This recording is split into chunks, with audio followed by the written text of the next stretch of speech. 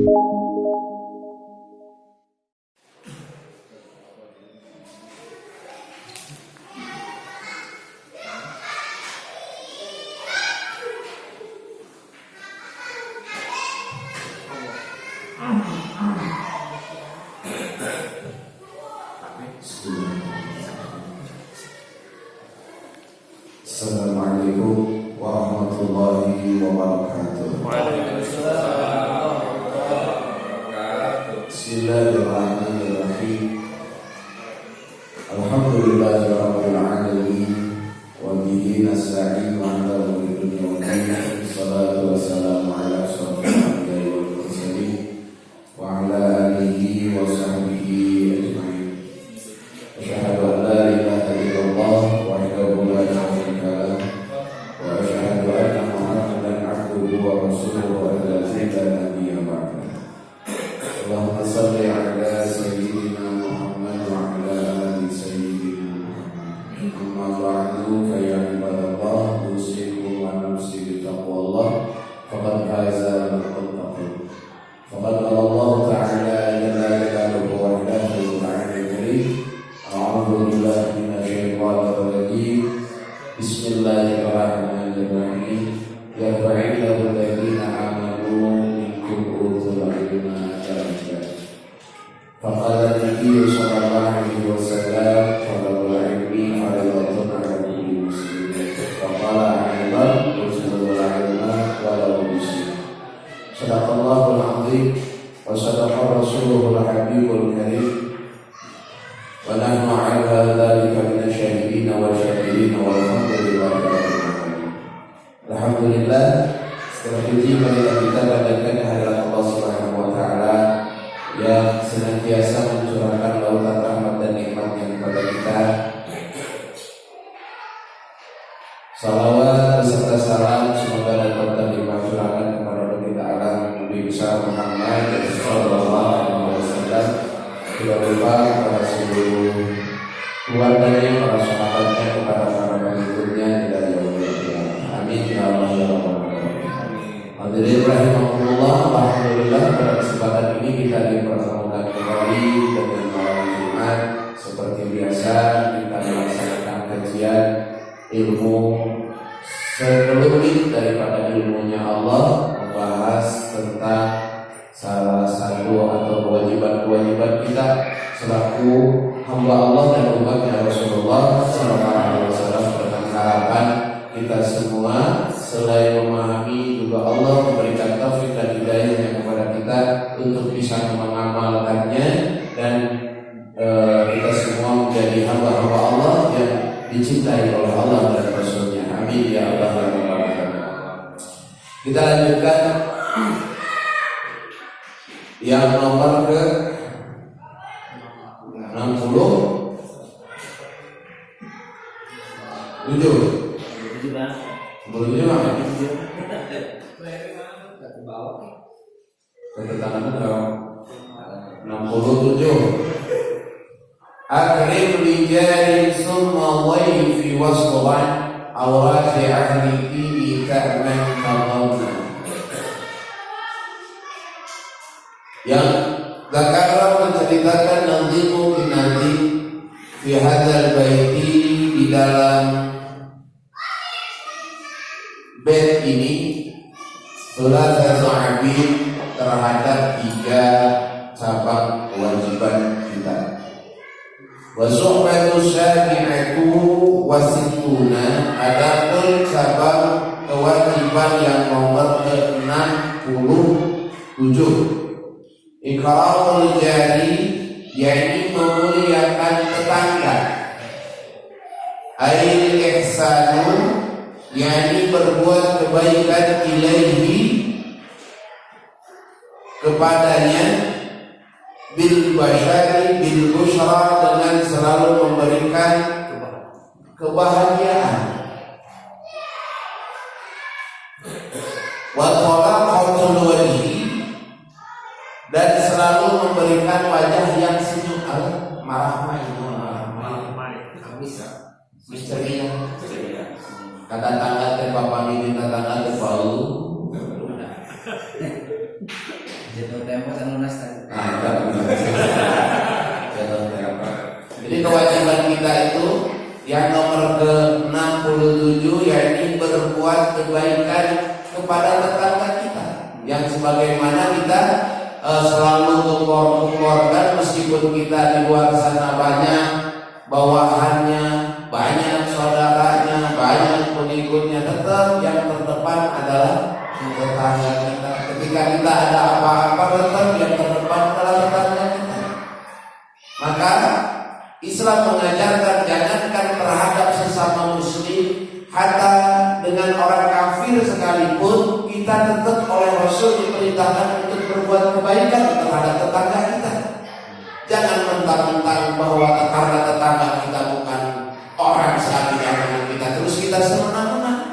Karena yang orang-orang yang di negara kita, maaf sudah kita bahas, di dalam Islam, di luar Islam kita selalu mengatakan kafir, bukan non-muslim saja. Karena akidah Islam mengatakan bahwa di luar Islam itulah yang namanya kafir, meskipun dia dalam kesehariannya layaknya seorang muslim, layaknya atau dalam peribadahannya sama seperti halnya orang Islam. Akan tetapi di dalam akidahnya ada hal-hal yang merusak terhadap akidahnya, maka orang tersebut oleh kita dicap dengan kategori kafir. Dia sholat, dia puasa, rajin baca Qur'annya, dia mengimani kepada Allah, dia mengimani kepada Rasul, akan tetapi di dalam hatinya masih ada meyakini masih ada Rasul setelah Rasulullah SAW. Meskipun di dalam kesehariannya dia betul sholat, rajin memakmurkan masjid, sedekah tidak hati-hati, tapi di dalam hatinya, di dalam keyakinannya masih meyakini ada Rasul setelah Rasulullah SAW, maka kita cap orang tersebut dengan kafir. Beda sedetik macamnya. Kita baca la nabiyya ba'da, mereka membaca la nabiyyun ba'da. Beda sedetik. Tapi ingat, perbedaan yang sedikit ini bisa mengakibatkan fatal di dalam makna. La nabiyya ba'da artinya tidak ada lagi nabi setelah Rasulullah SAW. Ketika dibaca la nabiyyun ba'da, lainnya adalah akul jinsi, maka artinya masih ada kemungkinan Rasul setelah kenabian Rasulullah SAW. Fatal akibatnya. Kalau nabi itu artinya masih ada kemungkinan jadi nabi ba'dahu setelah kenabian Rasulullah SAW.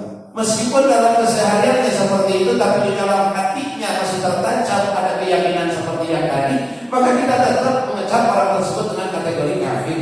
Akan tetapi ketika dia tidak merusak, ketika keyakinan itu hanya ada pada dirinya, dia tidak merusak, tidak mengajak kepada orang lain, tidak menyalahkan keyakinan orang lain, intinya yang disebut dengan kafir ini, maka orang tersebut wajib untuk kita tetap sayangi dari sisi kemanusiaannya.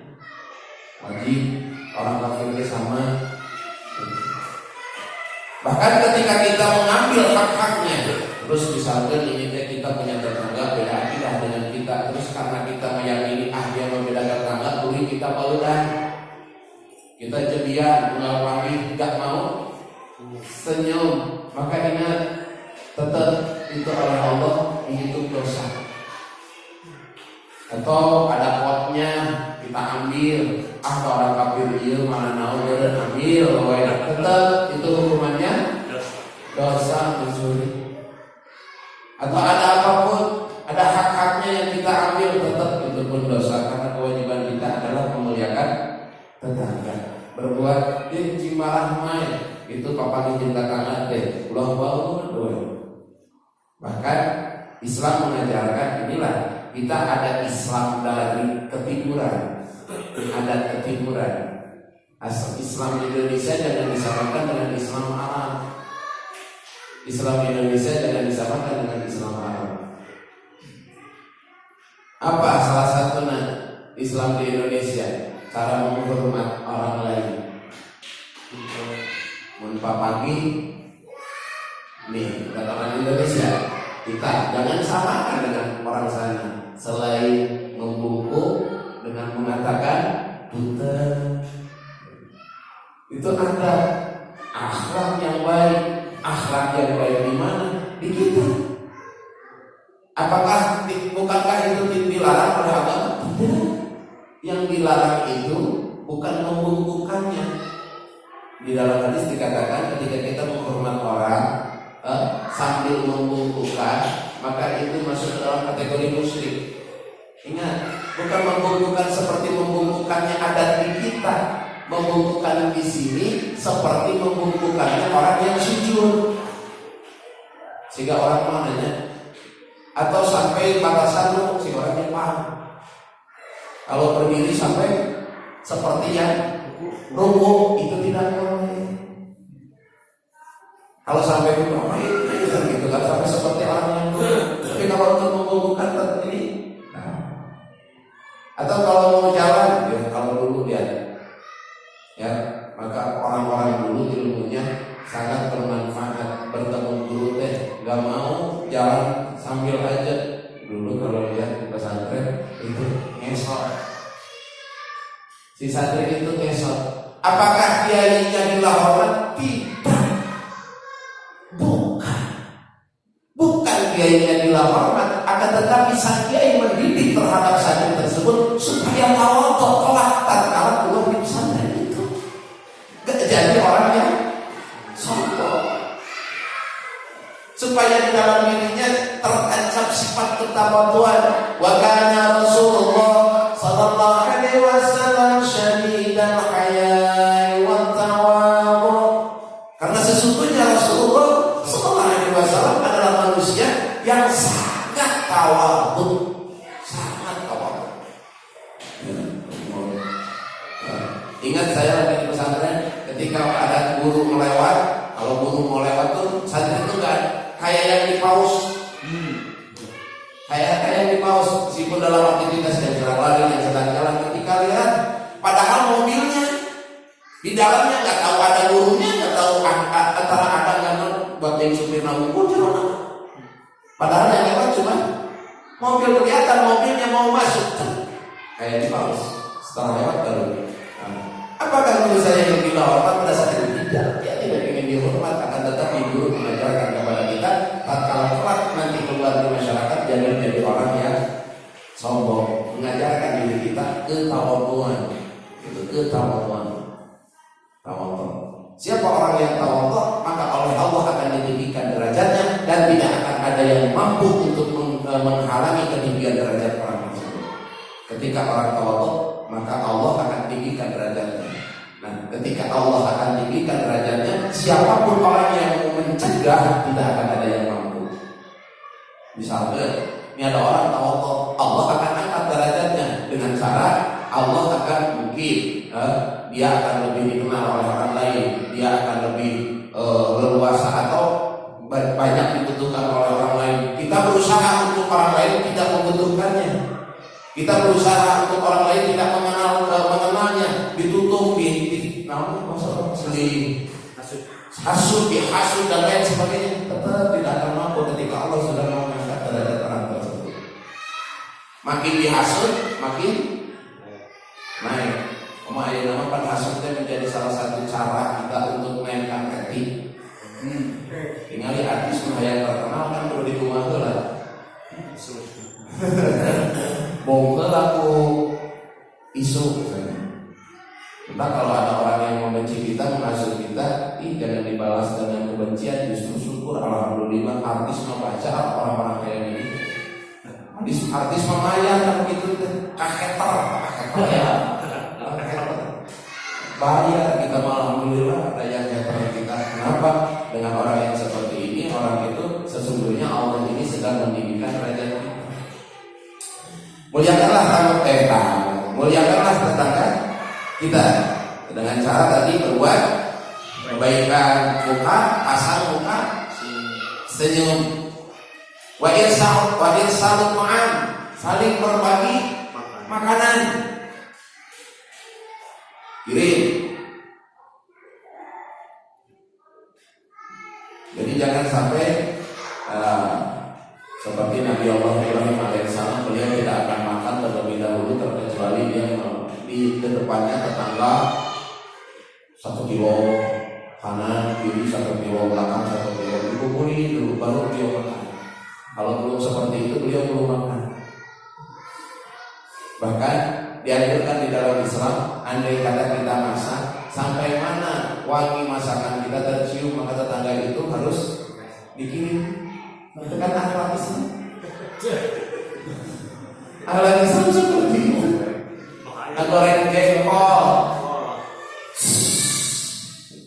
wow, sampai sona, sebenarnya. Yang digoreng kan setengah apa? Maka ya Nabi Ibrahim kepada istrinya kalau mau masak, beliau lebih banyak kuahnya. Supaya apa? Supaya ini selalu mengajarkan supaya kita berbaik dengan selalu berhubungan baik dengan tetangga. Hari-hari di tetangga, layang mau di tetangga. Insya Allah. Apa susahnya ya? Padahal apa susahnya kita berbuat baik dengan tetangga? Janganlah jadi segala sesuatu untuk dijadikan masalah. Apapun yang ada di depan kita, ini hidup kita itu udah masalah, jangan ditambah-tambah lagi masalah. Hidup kita itu udah masalah. Apa masalah hidup kita? Apa masalah hidup kita? Ini yang paling dahsyat. Kita akan dimintai pertanggungjawaban oleh Allah dari setiap umur yang Allah berikan kepada kita. Setiap detiknya Allah akan mintai pertanggungjawaban. Udah siapin itu jawabannya. Dari sekarang sudah disiapin. Berapa tahun umur yang Allah berikan kepada kita, berapa fasilitas yang telah Allah berikan kepada kita, yang mana seluruhnya adalah sarana untuk kita taat kepada Allah, sudah kita gunakan untuk taat kepada Allah. Apakah hanya kita gunakan untuk sarana pemuas hawa nafsu saja, kita saja? Seluruhnya akan dimintai pertanggungjawaban oleh Allah. Sebelum kita punya jawaban, ini masalah bagi kita. Ini hidup kita ini adalah masalah di hadapan Allah. Jangan ditambah-tambah dengan masalah yang lain. Ya, kotor sedikit oleh tetangga kita misalkan, itu tempat kita kotor oleh tetangga sedikit, wah, alhamdulillah jadi pahala bagi kita. Ingat, menyapu jalan itu hukumnya sunnah. Beberes di luar teh hukumnya sunnah, berpahala bagi kita. Memberikan kenyamanan kepada orang lain itu pun sama. Itu adalah kewajiban kita, hukumnya sunnah. Beberes. Kalau boleh jadi nanti sok liur dan sok jadi apa teh sama bunga ya. Intinya segala sesuatu tidak ada masalah yang tidak bisa diselesaikan dengan berbicara, komunikasi, berbuat kebaikan dengan tetangga kita. Rasulullah SAW bersabda di dalam satu riwayat hadisnya, "Man kana yu'minu billahi wal yawmil akhir falyukrim jarahu." Siapa orang yang mengaku iman kepada Allah dan Rasulnya, falyukrim, maka muliakanlah jarahu, tetangganya. Bisa dikatakan orang yang tidak sempurna ketika dia tidak berbuat ihsan dengan tetangganya, maka orang tersebut masuk dalam kategori orang yang tidak sempurna imannya.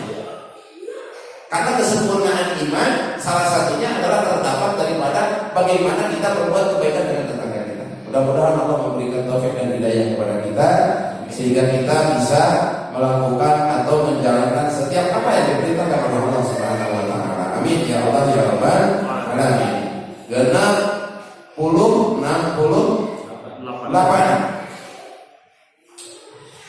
Summa dhaifi. Nomor 68 baru ini memuliakan tamu. Tadi memuliakan tetangga, sekarang memuliakan tamu. Iya, kalau jadi tamu, ingat ketika kita bertamu itu ini ada satu kebiasaan di kita yang seharusnya ini kebiasaan lebih baik untuk kita tinggalkan kalau ada tamu. Karena kewajiban kita itu memuliakan tamu. Apa biasanya adat di kita terhadap tamu? Biasanya kita suka nawarin makanan. Ini sesuatu yang sebenarnya belajar kurang baik. Karena di Islam yang diperintahkan bukan nawarin, tapi di Islam diperintahkan untuk memberi. Pada tuannya, tuan lah, bukan dia tuan, mau naikkan kalau kumaha oke. Pasti bilangnya meskipun dalam kondisi apa? Yos terkenal mereka bukan seperti itu. Karena Islam tidak mengajarkan seperti itu. Andai kata ada tamu, jangan ini Islam, ini mengajarkan Islam. Kalau ada tamu, jangan dulu diajak ngobrol, kasih minum, kasih makan dulu sampai kenyang. Setelah makan kenyang, minum kenyang, baru diajak ngobrol. Ini di Islam yang diajarkan.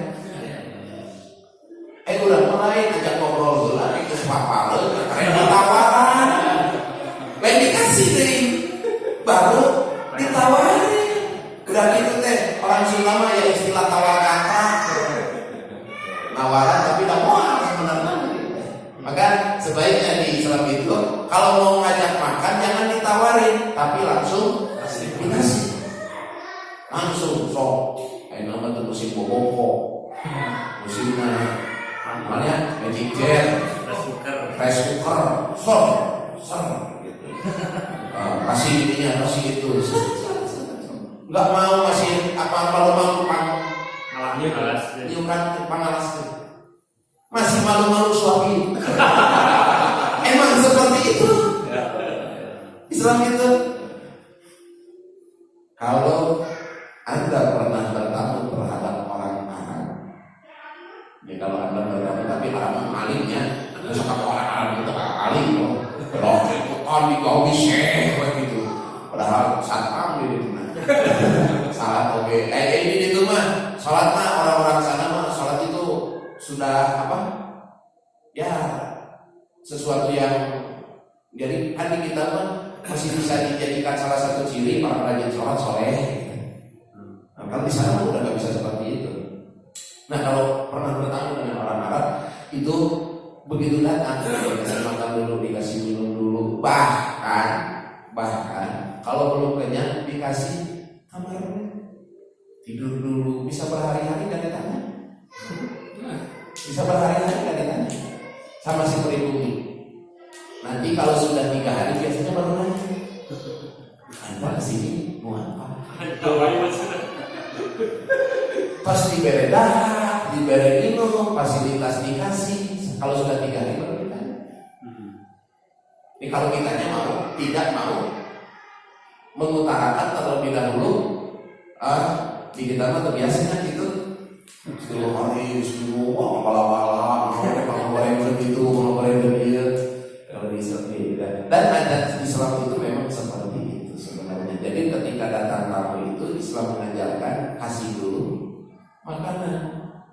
Bahkan di dalam keterangan siapa orang yang rumahnya terdapat tamu, terus orang tamu tersebut kita makan sampai kenyang, maka keluarnya tamu tersebut dari rumah kita, seiring keluarnya tamu itu, maka berguguranlah seluruh dosa-dosa penghuni rumah itu. Maka Sayyidina Ali ketika satu hari rumahnya tidak didatangi tamu, menangis seperti itu. Ayo ulama alhamdulillah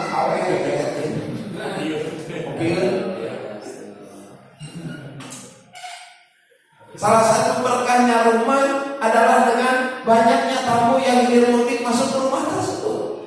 Karena keluar masuknya tamu kepada rumah tersebut, maka itu mengakibatkan diampuninya dosa-dosa penghuni rumah tersebut.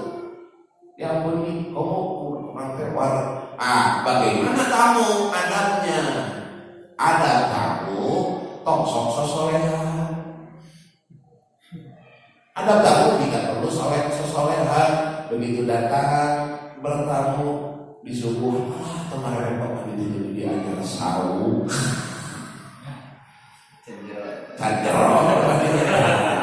jangan di. Andai kata kita sedang puasa sunnah terus kita darurat harus bertamu, maka jangan bilang kalau kita sedang sahur.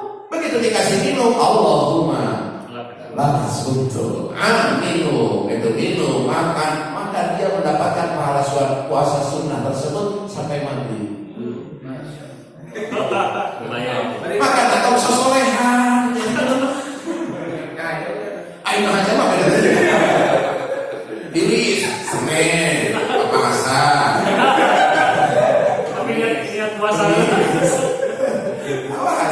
Ini kalau memang kita sifatnya darurat di hari itu, di hari kita melaksanakan sahur kita harus bertamu.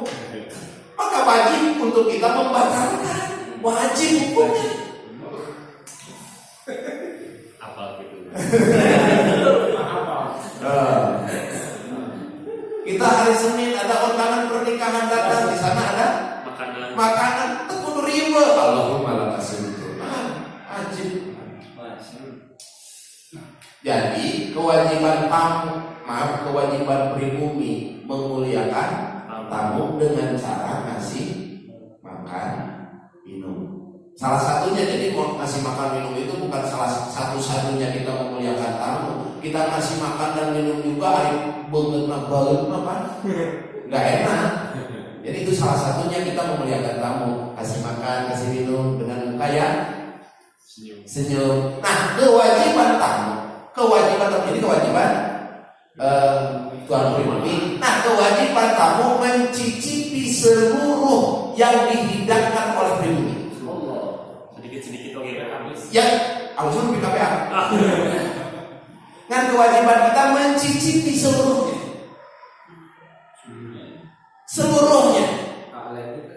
Nah, itu udah tadi ya tuh, itu makanya gitu. Ada sesuatu yang madarat kepada kita. Kalau ada madarat kepada kita. Tapi kalau karena memang nggak suka, jangan dibilang. Itu apa ini teh? Ini teh jengkol atau goreng jengkol misalnya gitu. Saya nggak suka gitu nih. Saya suka alergi gitu. Nah, ini juga jangan dibilang. Jangan. Kewajiban tamu mencicipi apa yang dihidangkan dan tidak boleh, hukumnya itu tidak boleh ketika kita bertamu terus kita tidak memakan atau mencicipi sedikit pun yang dihidangkan oleh pribumi.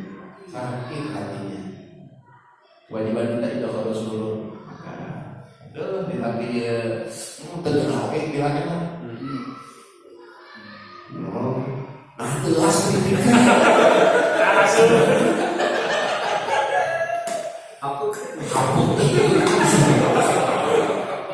Awas.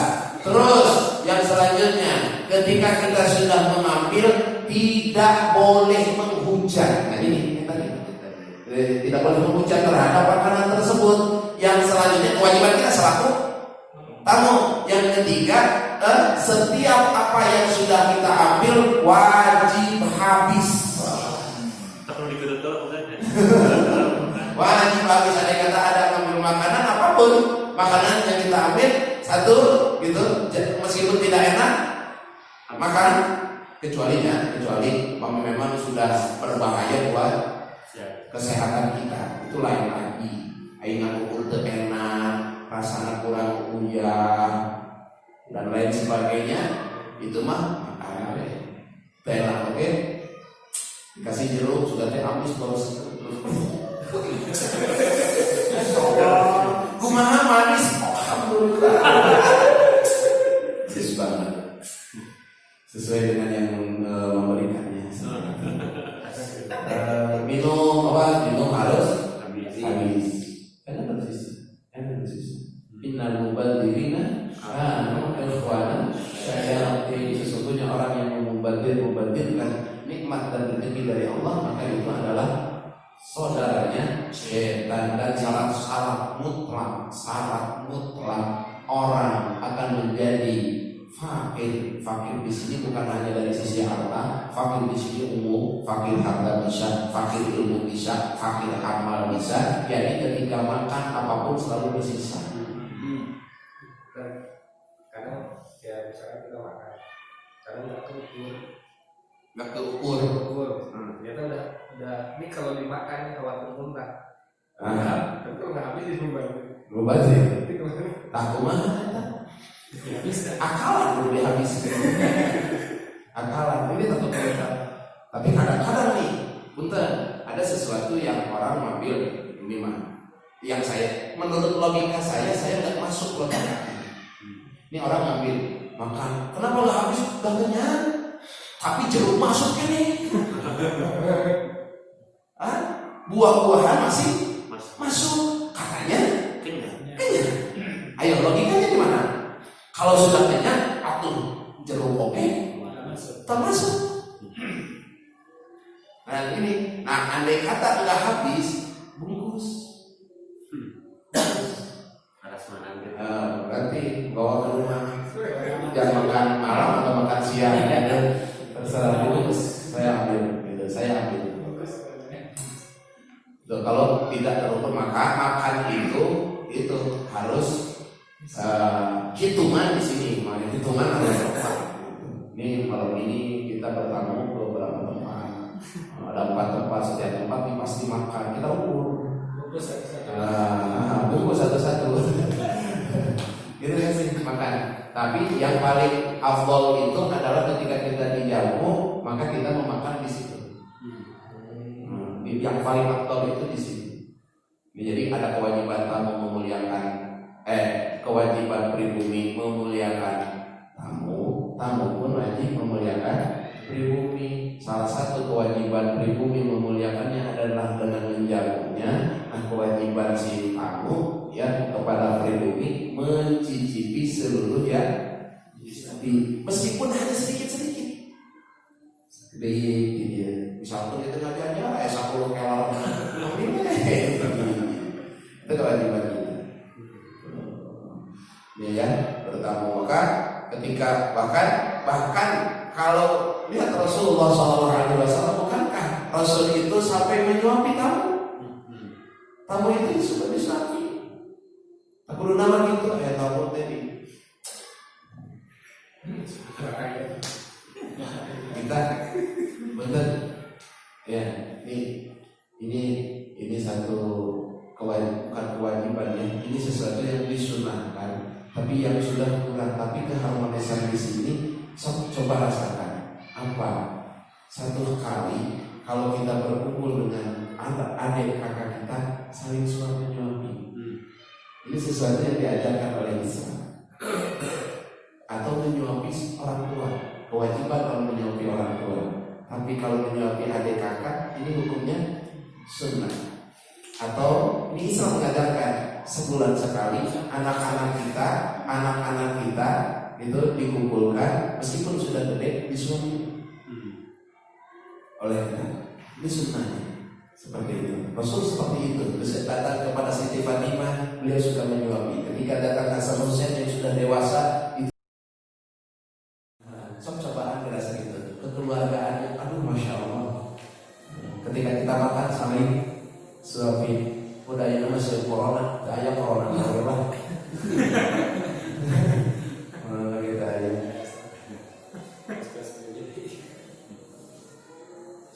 Jadi ke nomor ke 67 8 yakni memuliakan tamu. Jadi sekali lagi andai kata kita sedang bertamu dalam kondisi saum sunnah, maka wajib kita untuk membatalkan. Gak perlu bilang kepada pribumi kalau kita ini sedang sahur. Sosokan. Aduh, teman repot abis teh. Nuju diajar sahur ya teh. Sosokan alhamdulillah Pak. Pahala tetap nyampe sampai maghrib. Tapi sauna setengah hari.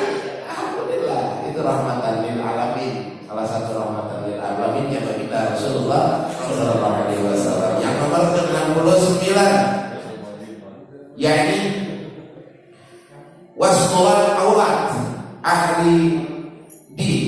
Yang nomor selanjutnya adalah menutupi aib, baik aib diri sendiri maupun aib orang lain. Ahli di sini, adalah orang-orang yang beragama, agamanya agama samawi. Tapi di sini pun intinya kepada siapapun kita diwajibkan untuk selalu menutupi aib orang lain. Kita semua oleh Allah akan dibukakan segala rekaman hidup kita selama hidup di alam dunia.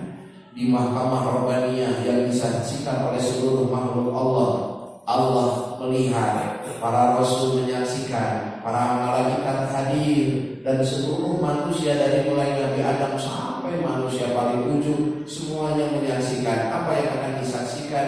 Yang akan disaksikan adalah putaran CCTV hidup kita dari mulai bayi sampai kita mati. Sadayana ku Allah dibukakan, semuanya ku Allah diputar dari perjalanan hidup kita. Yang nonton para malaikat, para rasul, termasuk Rasulullah SAW. Orang tua kita nonton, guru-guru kita nonton, anak-anak kita menyaksikan, seluruh tetangga kita menyaksikan, dan seluruh manusia pada saat itu menyaksikan apa yang kita lakukan. Ketika kita melakukan salah satu ibadah atau kita melakukan amal kebaikan, pas tayangan di kita berimajinasinya seperti itu, tong dibayangkan kayak di akhirat kayak LCD. Kita beramal jadi sini berimajinasi saja, gitu. Kita kalau misalkan kita pas tayangannya, rekamannya ketika kita berbuat ibadah, ketika kita sedang melakukan amal kebaikan, senang hati kita. Tapi ingat, dalam hidup kita ini tidak semuanya akhlak kita melakukan amal kebaikan. Kita semua yang hadir pada saat ini tanpa terkecuali diri saya pun pasti kita punya aib. Yang aib ini jangankan orang lain, istri, anak, keluarga kita pun tidak ingin tahu. Tapi di sananya Allah akan buka, Allah akan pertontonkan, Allah akan perlihatkan. Dan yang nonton bukan hanya orang-orang yang ada di dunia ini saja yang berdekatan dengan kita. Rasul kita melihat, para rasul yang lain menyaksikan, para nabi menyaksikan, para malaikat menyaksikan. Sehingga ketika adegan itu sedang pemutarannya, bagian kita sedang melakukan maksiat kepada Allah, malu kita kepada Allah pada saat itu. Malu semalu-malunya kepada Allah. Malu di sana bukan seperti malu di sini. Malu di sini, merah muka. Tapi malu di sana Rasul mengatakan kulit mulutmu patah nagola. Rasul mengatakan, para sahabat mengatakan, ya Rasulullah, apakah itu bentuk siksaan dari Allah? Bukan, ini bukan siksaan, ini baru malu. Malu ketika aibnya dibongkar oleh Allah kelak di yaumil akhir. Malu ketika apa yang kita tutup-tutupi ketika hidup di alam dunia oleh Allah dipertontonkan kepada seluruhnya. Saking malunya sampai kulit melepuh patah nagola. Ini bukan siksaan, tapi karena di saat itu belum adanya waktu siksaan. Ini baru malu. Sampai kapan menahan malu di situ? Nisbat untuk orang kafir menahan malu itu di sana 1000 tahun. Nisbat untuk orang muslim, mukmin yang berdosa setengah dari kafir. Jadi 500 tahun. Nisbat untuk orang-orang yang saleh, ada yang serasa 10 menit, ada yang merasa seminggu, ada yang merasa. Jadi perpindahan alam ke alamnya itu beda-beda. Nisbat untuk orang kafir, setiap alamnya itu 1000 tahun. Tapi untuk orang muslim yang berdosa itu setengah dari kafir, yakni 500 tahun. Tapi bagi orang-orang yang mukmin saleh itu beda-beda. Ada yang cuma 10 menit di alam itu, ada yang 4 rakaat sholat. 4 rakaat sholat itu berapa menit ya kita? Tergantung keahliannya. Ada yang enggak, yang paling ahli sampai 2 menit itu beres. Itu sudah ahli banget gitu ya. Terus apal pengkolan di mana, logok terus di mana siapa ya namanya. Para sahabat malu, bukankah kita semua umat pasti mempunyai aib? Iya, kita semua mempunyai aib. Maka para sahabat pada saat itu menangis sejadi-jadinya ketika mendengar Rasul mengatakan seperti itu.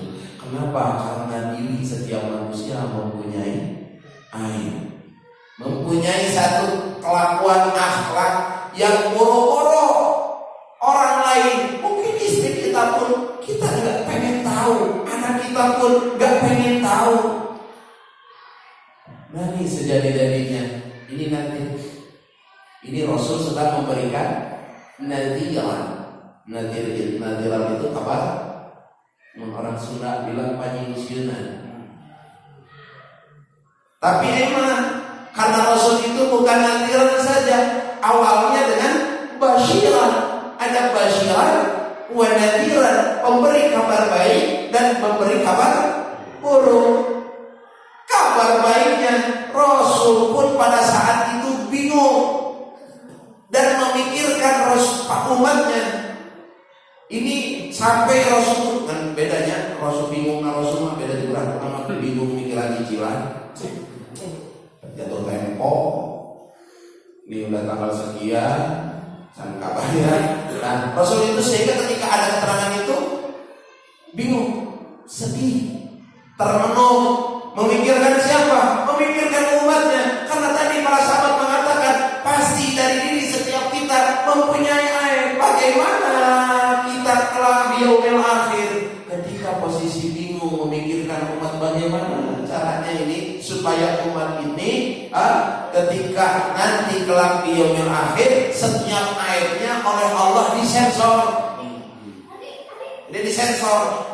Bagian baik ditongkok, diperlihatkan. Giliran ada akhlak kita yang gak mau di aib kita tuh, begitu aib langsung sensor gitu nyalain. Bagaimana ketika datanglah malaikat Jibril membawa kabar dari Allah Ta'ala? Ada banyak yang disampaikan oleh malaikat Jibril pada saat itu kepada Rasulullah Sallallahu Alaihi Wasallam, yang mana ini menjadi keutamaan umatnya Rasulullah Sallallahu Alaihi Wasallam yang Allah tidak berikan kepada umat-umat Rasul terdahulu. Yang Allah tidak kasih keistimewaan ini kepada Rasul-Rasul beserta umat-umat terdahulu, hanya untuk Rasulullah beserta umatnya. Dari sekian banyak yang disampaikan, awalnya kenapa engkau bingung ya Nabi Allah, ya Rasulullah, kata malaikat Jibril, aku bingung, kata Rasul, aku bingung memikirkan umatku, bagaimana nasib umatku kelak di yaumil akhir. Malaikat Jibril mengatakan sesungguhnya Allah memberikan kabar gembira untukmu dan seluruh umatmu. Ada banyak di situ malaikat Jibril mengatakan ini. Di poin yang ketiga. Di poin 3 ada 99 di situ malaikat Jibril mengatakan. Ada poin 9 kita tidak baca semuanya. Ada di poin ketiga malaikat Jibril mengatakan kepada Rasul, ya Rasulullah, man satara fid dunya la yaqtuhu yaumal qiyamah. Ya Rasulullah, ya Muhammad, andai kata umatmu ketika hidup di alam dunia gemar menutupi aib dirinya atau aib orang lain, maka niscaya Allah akan tutup seluruh aibnya kelak di yaumil akhir. Maka publikasikanlah kepada umatmu, andai kata kalian tidak ingin dibongkar aibnya oleh Allah kelak di mahkamah Rabbaniyah, maka jaga lisan kita untuk tidak membuka aib kita ketika hidup di dunia ataupun aib orang lain. Ini caranya supaya tadi buka. Maka dari sinilah Islam Rasulullah mengharapkan kita untuk menggibah. Karena gibah adalah salah satu cara untuk seluruh aib kita dipertontonkan kelak di akhirat. Semakin banyak kita menggibah, semakin besar peluang kita akan dipertontonkan aib kita kelak di akhirat. Semakin banyak kita untuk tidak menggibah, selalu menutup aib diri sendiri ataupun aib orang lain, maka semakin besar juga peluang kita kelak di akhirat oleh Allah ditutup aib kita. Mudah-mudahan Allah menutup segala kejelekan kita. Amin ya Allah ya Rabbal alamin. Jaga lisan, jaga telinga, jaga mata. Iya, tiru faktor dia. Khawatir jempol lisan. Khawatir lagi isi aja. Ayah kalau khawatir kepemimpinan. Laki-lakinya Masya Allah, masakan kekurang.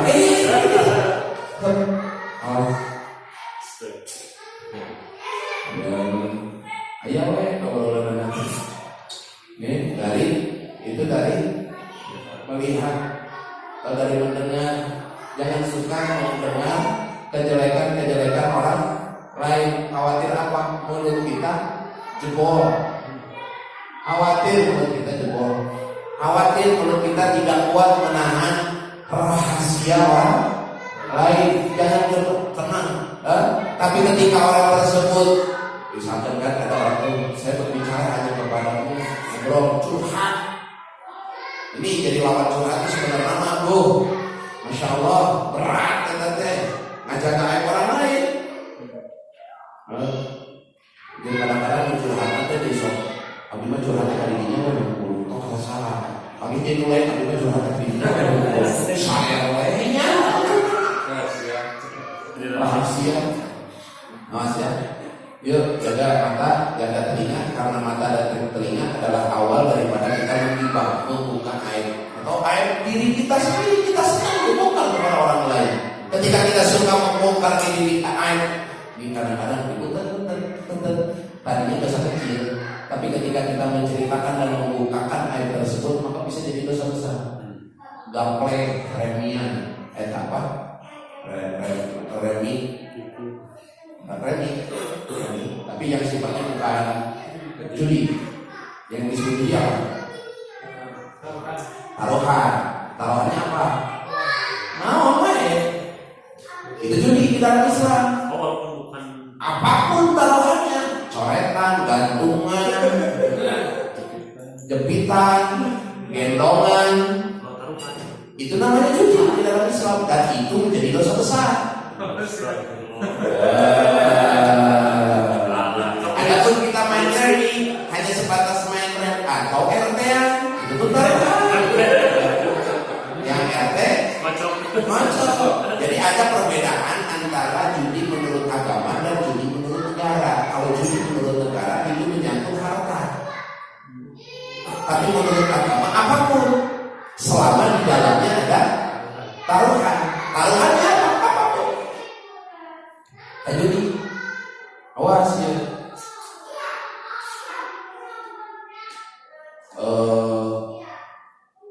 Nasi padangan misalkan itu melah nasi padang misalkan traktir atau apa itu awas itu judi. Coretan, gendongan judi. Nah, ketika misalkan itu kalau sudah judi kan sudah jelas misalnya dosa besar. Terus ditambah lagi kita ngobrolnya dengan senang. Penting si Eta jadi RTP senang kan ngobrolnya dengan gembira tanpa ada rasa sedih. Awas ini dosa besar ditambah dosa besar.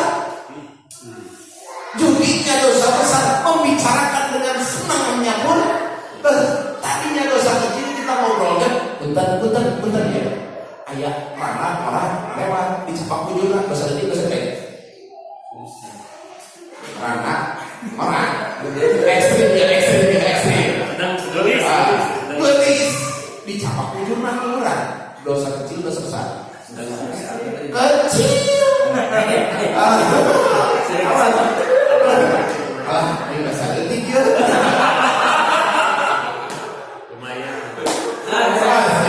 Tapi ingat di hadapan Allah tidak ada ini nisbat buat kita. Di hadapan Allah tidak ada dosa kecil, tidak ada dosa besar. Nisbat di hadapan Allah. Awas, nisbat di hadapan Allah sekali lagi tidak ada istilah dosa kecil, dosa besar. Karena dua-duanya diancam oleh Allah dengan neraka. Di hadapan Allah tidak ada istilah dosa. Ini nisbat buat kita, buat hukum kita. Yang dosa besarnya zina. Yang dosa besarnya zina. Yang mendekati zinanya bukan dosa besar. Yang dosa besarnya adalah zinanya. Kalau dicabak kayak kanjukan. Nah, kalau misalnya dicabak, ini masih dosa kecil. Panggil je Pak Irfan cabak saya udah bari senang dosa gede. Awas. Tadinya dosa kecil, tapi ketika kita membicarakannya dengan senang, maka jadilah dosa tersebut menjadi dosa besar. Dosa besar itu, dosa kecil dan besar itu sekali lagi nisbat untuk kita sebagai hukum, sebagai hukum kita.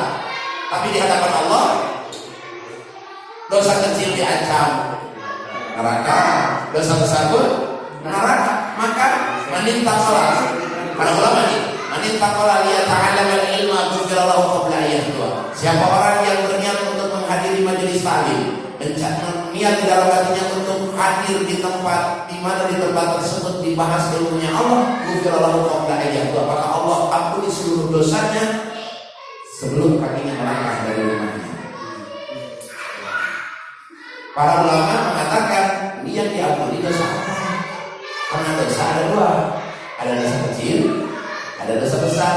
Masyhurnya ulama mengatakan di hadapan Allah tidak ada istilah dosa kecil dan dosa besar, karena di hadapan Allah meskipun mau itu dosa kecil, mau itu dosa besar, ancamannya sama, yakni dimasukkan ke dalam neraka. Maka kita tidak tahu, yang penting segala dosa, dosa kecil, dosa besar, mudah-mudahan diampuni oleh Allah Subhanahu wa taala. Amin ya Allah ya Rabbal alamin. Awas, yuk. Jagalah hati, jaga lisan, jaga mata, jaga tubuh. Ini dataran senyum itu ibadah. Tapi ketika senyumnya ada kuda di balik utang.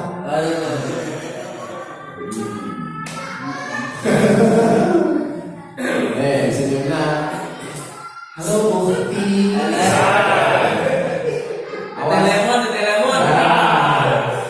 Itu senyumnya jadi dosa. Senyum itu ibadah. Iya, tapi ketika senyumnya ada sesuatu yang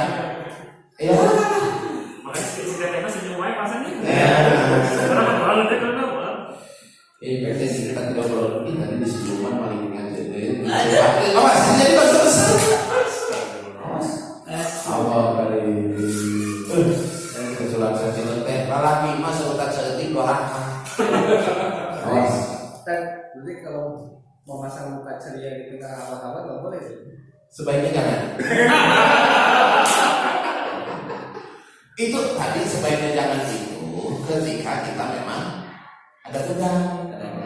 Ya niat ya. Tapi kalau kitanya senyumnya ini senyum terburuk, kalau tadi senyum itu ibadah kepada siapapun sebenarnya. Yang tidak boleh itu ketika ini ada sesuatu di dalamnya. Tete, kembali ke Risma. Campur. Tiba-tiba senyum lewat. Dan ciri orang yang soleh dan akan mendapatkan kenikmatan di surganya, yakni ketika dia hidup di alam dunia, kita berdekatannya enak, nyaman, tentram. Ciri orang ahli surga ketika kita berdekatan itu enak, tentram, nyaman, dan berlama-lamanya tak enak. Ada kan ada orang itu namanya apa? Kalau kita nih lagi resah, ngobrol, datang orang itu langsung suasana berubah. Suram, gitu. Gak enak suasana awas, berarti orang itu baik. Orang menjadi ahli surga yang bisa nampak di bumi ini, biasanya kita berlama-lama dengannya enak, nyaman, terus berdekatan dengan dirinya tidak menjadi keruh hati. Bahkan orang yang soleh ketika kita berdekatan dengannya, pikiran kita yang terbayang adalah zikrullah. Itu ciri orang ahli surga. Jadi orang yang seperti itu, kita mau berdekat-dekat menjadi pikiran gak enak makan, gak enak tidur. Saya terlalu nyaman, tetap dengan tidak bisa makan, tidak bisa kebayang-bayang, tapi dari gelis aku cuy.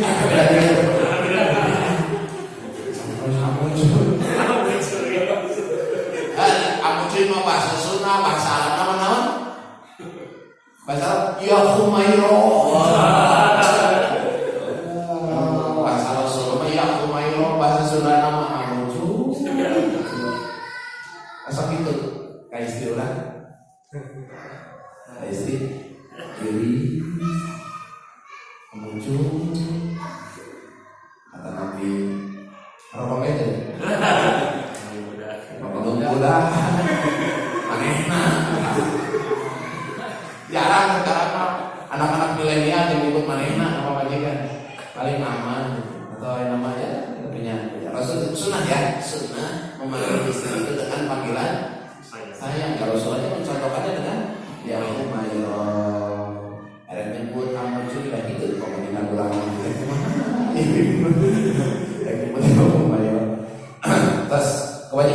adalah menutup Aib.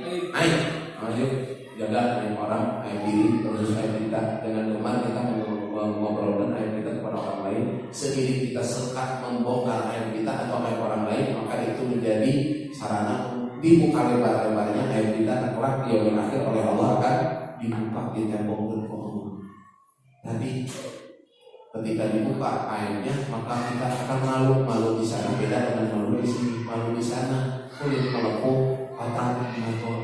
Masya Allah. Mudah-mudahan sekali lagi Allah tutup aib kita. Amin. Ya Allah ya Rabbal alamin. Sekian Allah alam bisawab. Dan yang mau ditanyakan siapa? WDK nomor 67 ke kakak. Kan dari kurban itu tidak boleh diberikan ke tetangga yang non muslim. Ya. Kira-kira jawaban ataupun untuk menerangkan ke yang selain kita, kalau yang kita mas kalau bisa ngomong gitu ya gitu ikut kalau ke masyarakat umum seperti apa sih? Ke masyarakat umum, ingat karena kurban adalah salah satu kewajiban kita. Ini ibadah kewajiban, sedekah wajib. Ingat, sedekah itu ada dua, ada sedekah sunnah, ada sedekah wajib. Sedekah wajib, kurban, fidyah, dan zakat. Ini kita harus poskan terlebih dahulu.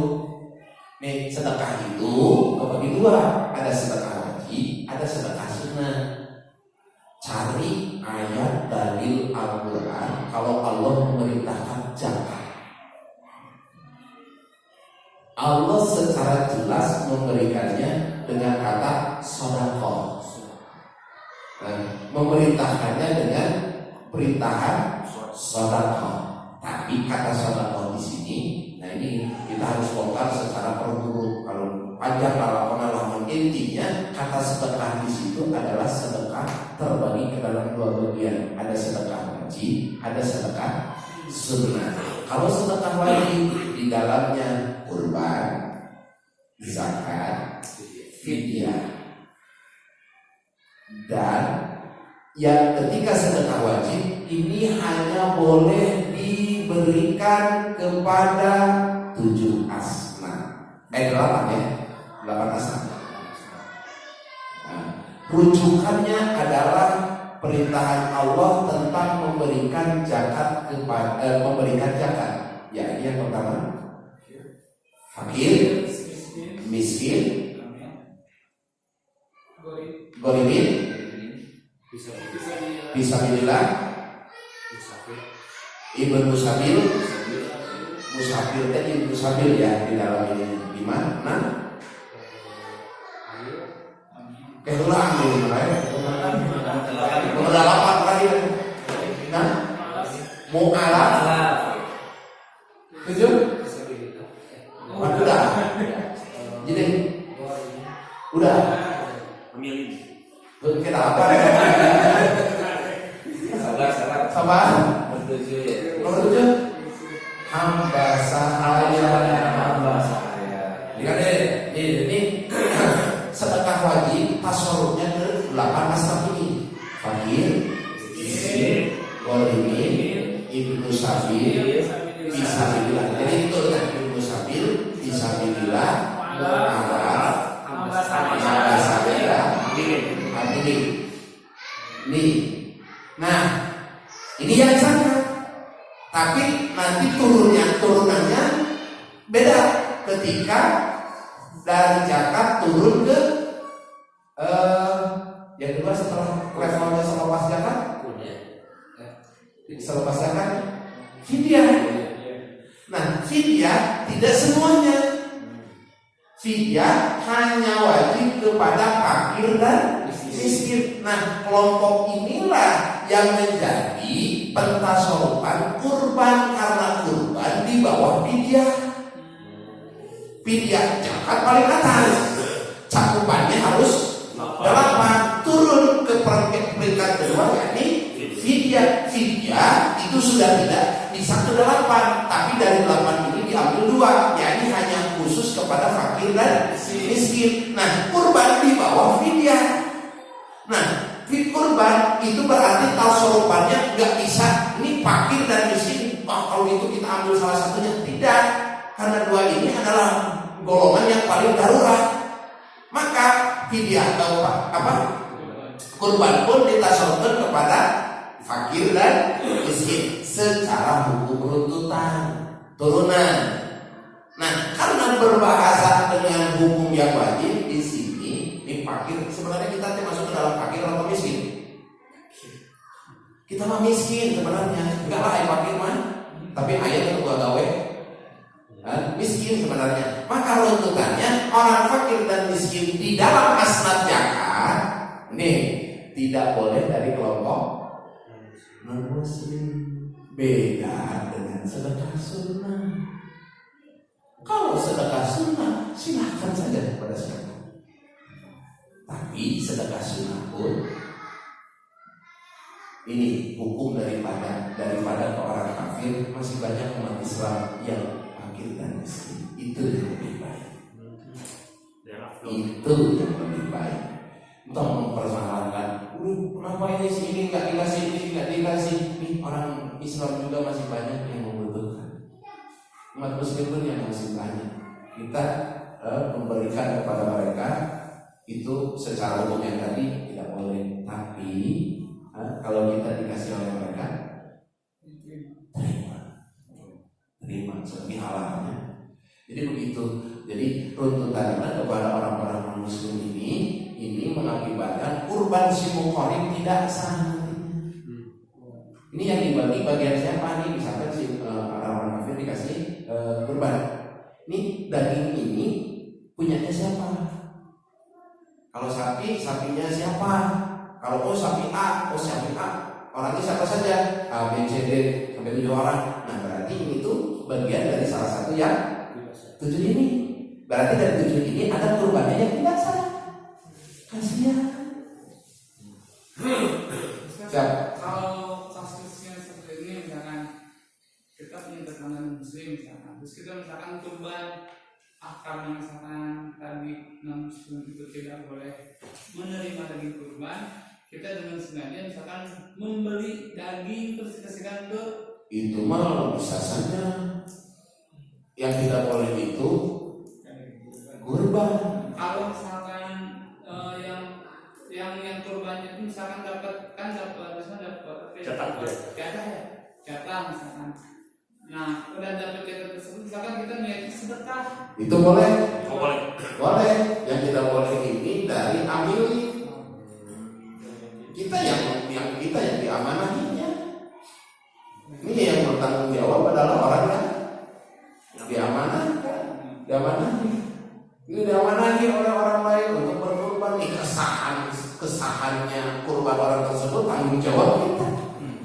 Ini yang berat. Yang berat itu kita. Andai kata, kenapa oleh amilin tidak dikasih? Ya kasih oleh kamu.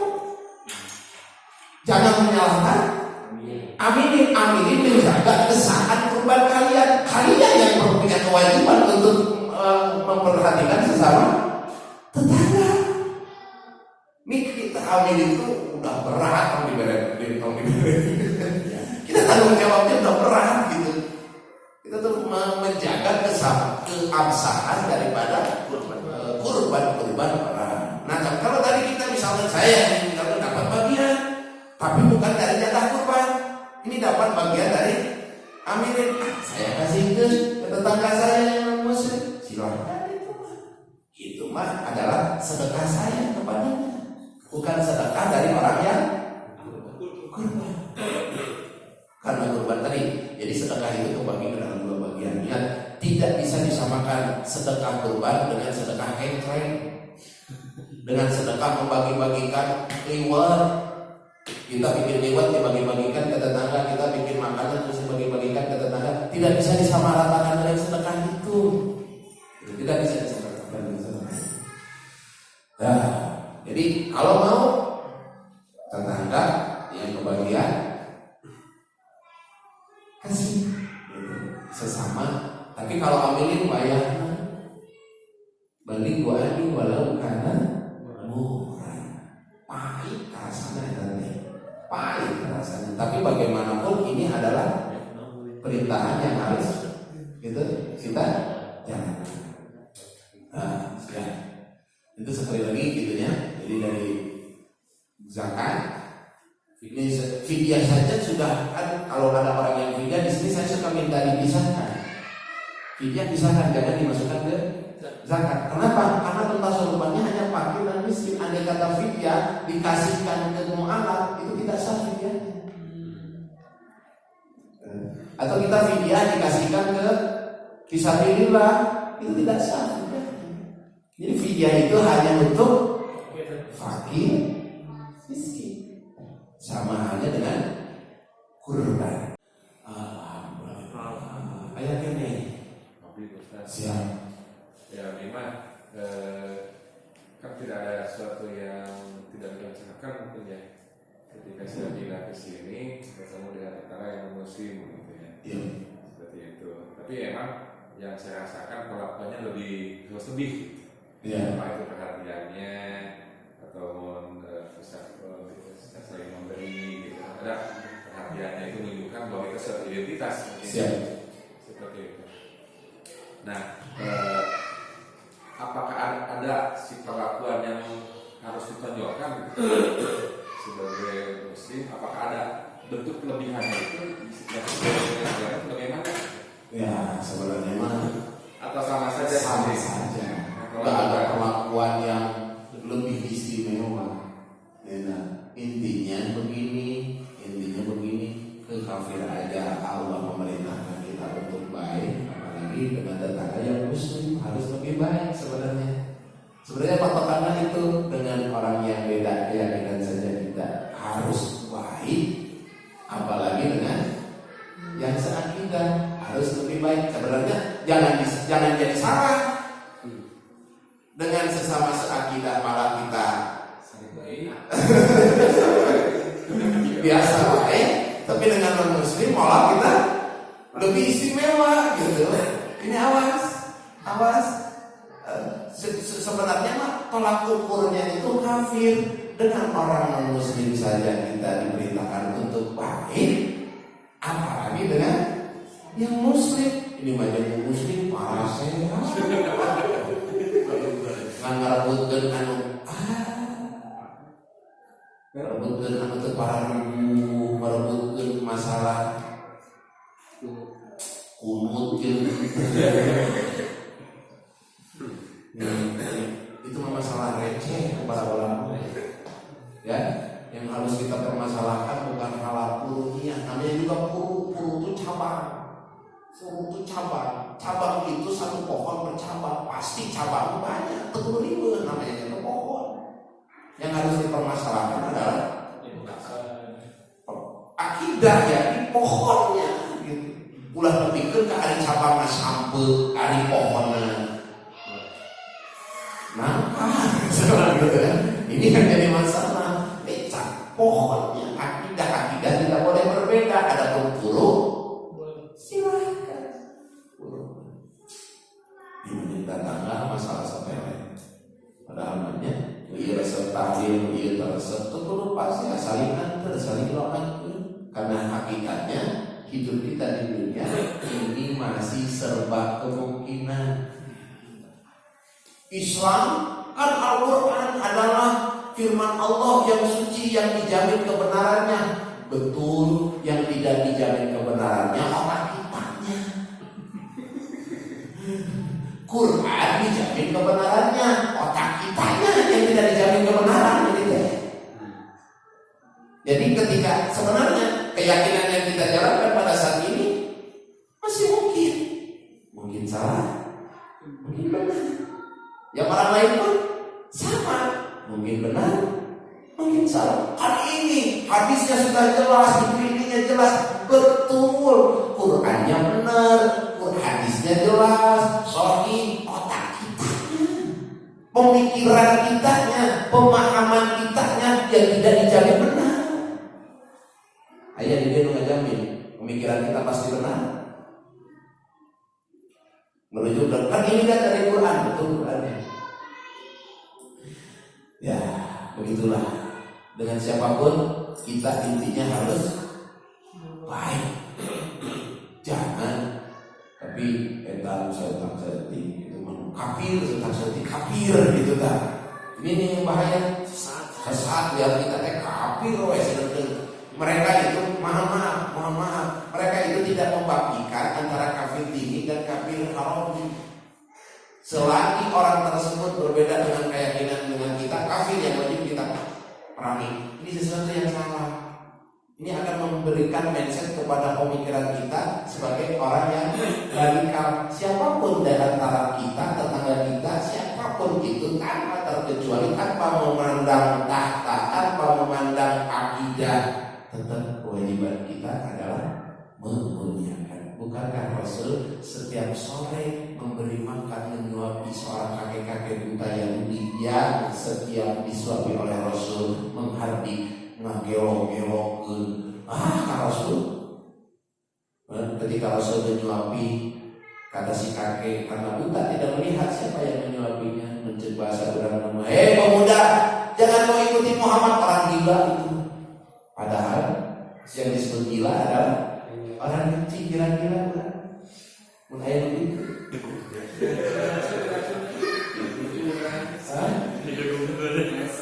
Kita bukan nyampe menyuapi, kita mah ngasih gitu, nggak sampai menyuapi, itu mah ngasih setiap pagi teh misalnya ngasih bala-bala, ngasih gorengan, tapi ngomongin baik orang. Kira-kira yang dulu kalian sudah najis. Ya Rasul seperti itu kan. Rasul bukan hanya memberi loh, tapi Rasul sampai menyuapi. Tapi setiap disuapi, setiap itu juga si Yahudi buta ini geus mah garangan. Kan bukan orang ini orang yang tidak punya rumah. Sampaikan ketika wafat Rasulullah SAW, Sayyidina Abu Bakar memanggil istri Rasul yang Siti Aisyah, putrinya sendiri. Dia beliau berkata, Aisyah, apakah masih ada sunnah-sunnah Rasul yang belum aku kerjakan? Apakah masih ada akhlak Rasul yang belum aku kerjakan? Aku ingin bertanya kepadamu. Karena Siti Aisyah keseharian dengan Rasul, beliau lebih tahu terhadap apa yang dilakukan oleh Rasul. Dia dikatakan Rasul itu suka begini, aku lakukan. Rasul suka begini, aku sudah kerjakan. Rasul suka begitu, aku lakukan. Nah, giliran Siti Aisyah ada setiap sore Rasul itu suka memberi makanan seorang gelandangan di pasar itu yang kakek-kakek yang yang buta. Abu Bakar langsung, ini belum aku lakukan. Akhirnya beliau melakukan sesuatu yang biasa dilakukan oleh Rasulullah SAW. Tapi ketika Sayyidina Abu Bakar menyuapi, maka si kakek itu kurang mengalokeh. Kalau pengen, siapa Anda? Sayyidina Abu Bakar mengatakan, aku yang biasa menyuapimu. Bukan, aku tahu persis orang yang menyuapiku. Makanan yang diberikan kepadaku lembut rasanya, suapannya penuh dengan kasih sayang, beda dengan siapa engkau. Maka Sayyidina Abu Bakar mengatakan beliau sudah tidak ada. Sambil meneteskan air mata, Sayyidina Abu Bakar mengatakan beliau sudah tidak ada. Kemana orang tersebut? Siapa orang muda tersebut? Siapa orang tersebut? Sayyidina Abu Bakar melanjutkan perkataannya, itulah orang yang setiap menyuapinya, setiap menyuapimu kau hardik, kau maki-maki. Lembut, orang buta malah merasakan kelembutan dari Rasul. Sampai dekat itu, udah mah boro-boro, kita tanggal lagi orang, Allah, mudah-mudahan Allah memberikan taufik dan hidayah kepada kita. Amin. Mudah-mudahan Allah memberikan kekuatan kepada kita dan mudah-mudahan Allah senantiasa mencurahkan lautan rahmat dan maghfirahnya kepada kita sehingga kita bisa masuk ke dalam karunia-Nya dan kita digolongkan menjadi manusia yang sempurna dan disempurnakan oleh Allah Subhanahu wa taala. Amin ya Allah ya rabbal alamin. Ala hadhihi wa ala kulli shalihin. As'aluka wa iyyakum bisil Fatihah.